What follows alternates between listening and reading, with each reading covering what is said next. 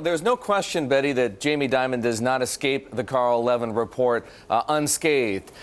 Carl Levin and everybody else on the subcommittee asked some questions. What did Jamie Dimon know and when did he know it? At the very, very least, Betty, on April the 13th, when Jamie Dimon and Doug Brownstein, the then CFO, held that now infamous conference call in which Dimon dismissed the whale scandal as a tempest in a teapot, he knew a lot more than he let on at the time. And I want to quote from the report. Mr. Dimon was already in possession of information about the SCP, that's the synthetic credit portfolios, complex and sizable portfolio.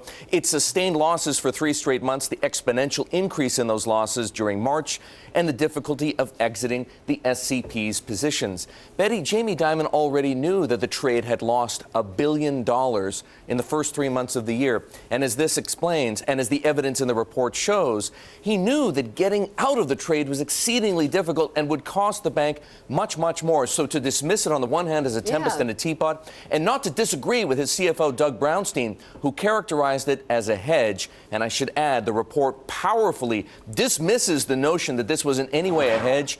Ina Drew, who Megan just mentioned, the then chief investment officer, had explained to Dimon and to Brownstein on April the 5th, several days beforehand, that this was in fact not a hedge. This was a long position and in no way then could hedge against JPMorgan's potential losses in a negative credit environment. So, Eric, put the pieces together. Why would JPMorgan do this? Well, and this is where the report gets really interesting, Betty. The idea is that JPMorgan intentionally, now this is an assertion of the report.